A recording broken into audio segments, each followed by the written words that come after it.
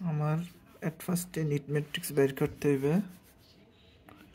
NEET ম্যাট্রিক্সের সূত্রটা হয়েছে কি, ম্যাট্রিক্স সমান সমান max minus allocation.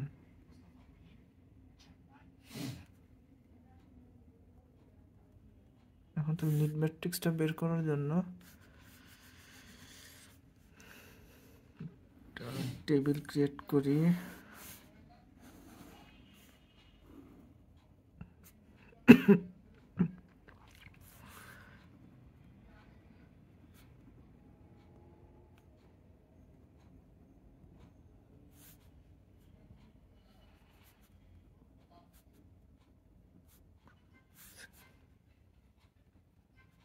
process 0, process 1, process 2, process 3, process 4.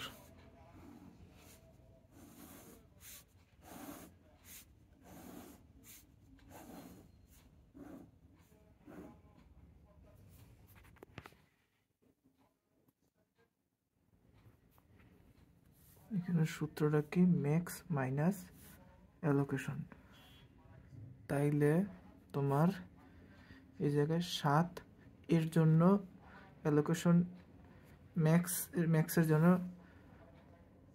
এ আর এই এ মাইনাস হবে, মানে 7 মাইনাস 0, 7 মাইনাস 0 সমান সমান 7। তারপর সিমিলারলি বিতে বি 5 মাইনাস 1 4, 3 মাইনাস 0 3। এরকম করে প্রসেস 1, প্রসেস 2, প্রসেস 3 সবগুলোই হবে 2 মাইনাস 3 মাইনাস 2 1। তারপরটা কি 2 মাইনাস 0 2, 2 মাইনাস 0 2। তারপর 9 minus 3 6, 0 minus 0 0, 2 minus 2 0, 4 minus 0 4, 3 minus 0 3, 3 minus 2 1। তোমার নিট ম্যাট্রিক্স বের করা শেষ, এইটাই তোমার অ্যান্সার। আমার এখানে অ্যাভেলেবল রিসোর্স দেওয়া আছে 3 3 2। আমার 2 নম্বর কোশ্চেন সলভ করার জন্য অ্যাট ফার্স্ট আমার নিট ম্যাট্রিক্সটা বের করতে হবে। তারপর নিট ম্যাট্রিক্সটা বের করার পর আমার ম্যাথটা করার ক্ষেত্রে কিভাবে করতে হবে আমি দেখাইতেছি তোরে।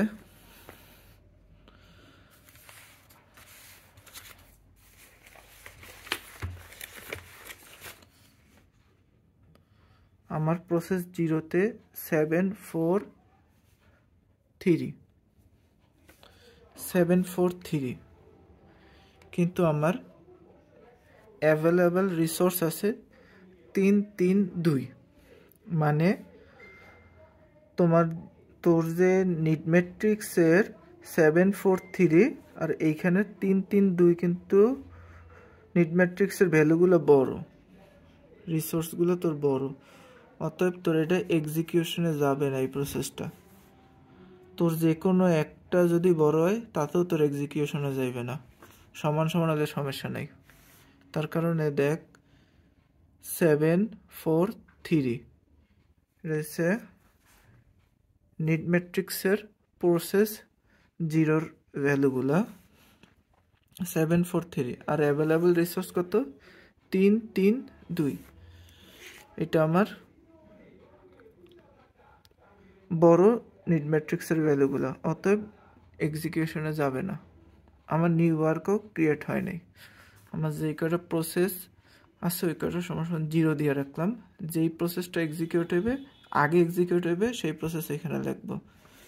যেমন প্রসেস 1, প্রসেস 1-এর মান কত তোর নিট ম্যাট্রিক্সে 1 2 2 1 2 2। আমার অ্যাভেলেবল রিসোর্স আছে 3 3 2 এটা কিন্তু এক্সিকিউশনে যাবে। যদি এক্সিকিউশনে যায় তাইলে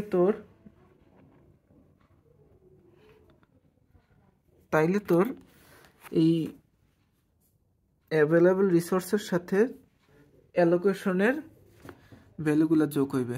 এখানে কত আছে প্রসেস 1-এ 200, তাইলে তোর অ্যাভেলেবলের সাথে যোগ হইবে কত হইবে 3 আর 2 5, 3 + 0 2 + 0 হয় কি, তাহলে তোর নিউ রিসোর্স হইবে অ্যাভেলেবল রিসোর্স হইবে 5 3 2।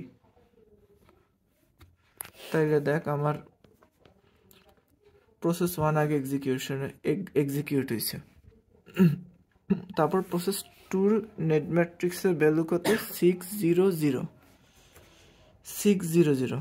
আমার অ্যাভেলেবল রিসোর্স কত 5 3 2, অতএব এটা এক্সিকিউশনে যাইবে না। তারপর কত প্রসেস 3 নেট ম্যাট্রিক্সে আছে 011 তোর অ্যাভেলেবল রিসোর্স কত 5 3 2, অতএব তোর এটা এক্সিকিউশনে যাইবে। এক্সিকিউশনে গেলে কি করতে হইবে, আমার অ্যালোকেশনের ওই প্রসেসের ভ্যালুগুলোর সাথে নতুন অ্যাভেলেবল রিসোর্সের সাথে অ্যালোকেশনের ভ্যালুগুলো তোর যোগ করতে হইবে। এখানে তোর প্রসেস 3 এক্সিকিউশন হয়েছে। প্রসেস 3 মান কত 211 তোর আগের অ্যাভেলেবল রিসোর্সের সাথে যোগ হইবে 5 + 2 3 + 1 2 + 1 5 আর 2 7 3 আর 1 4 2 আর 1 3। তার মানে তোর প্রসেস 3 এক্সিকিউশনে গেছে। তারপর প্রসেস 4, তারপর তোর প্রসেস 4 কত 431 আর অ্যাভেলেবল রিসোর্স কত 743, অতএব তোর এটা এক্সিকিউশনে যাইবে। এখন তোর অ্যালোকেশনের মানগুলো দেখতে হইবে। অ্যালোকেশনের মান কত 002। এখন 743 সাথে 002 যোগ হইবে, তাইলে কত হয় 745। তার মানে প্রসেস 4ও আমার এক্সিকিউশনে চলে গেছে P1 P3 P4। এখন আমার একবার তো সবগুলো প্রসেস কমপ্লিট হয়েছে। এখন যেই প্রসেসগুলো এখনো এক্সিকিউশন করতে পারেনি সেই প্রসেসগুলো আবার সিরিয়ালি মেনটেন করবে। তারপর কত P0 এখন আমার নট এক্সিকিউশন কত হয়, তাতে আমার প্রসেস 0-তে নেট ম্যাট্রিক্সে কত আছে 743, এইটা এক্সিকিউশনে যাবে 743 এক্সিকিউশন। তারপর তোর অ্যালোকেশনের ভ্যালুর সাথে যোগ হইবে। অ্যালোকেশনের ভ্যালুর কত 010, 0 যোগ করলে এটার সাথে 0 যোগ করলে 7, 1 যোগ করলে 5 আবার 0, তার মানে তোর 0 এক্সিকিউশনে গেছে। এখন তোর কোনটা এক্সিকিউশনে নেই P2 কত 600, অ্যাভেলেবল রিসোর্স আছে কত আমার 755, এটাও তোর এক্সিকিউশনে যাইবে। এখন অ্যালোকেশনের ভ্যালুগুলো যোগ হইবে এগুলোর সাথে। প্রসেস 2 অ্যালোকেশন আছে কত 302 যোগ করলে কত হয় 10 5 7, অতএব তোমার প্রসেস 1 আগে এক্সিকিউশন হইবে, তারপর 3 এক্সিকিউশন হইবে, তারপর 4 এক্সিকিউশন হইবে, তারপর 0 এক্সিকিউশন হইবে, তারপর 2 এক্সিকিউশন হইবে। এটা হচ্ছে তোর সেভ স্টেট।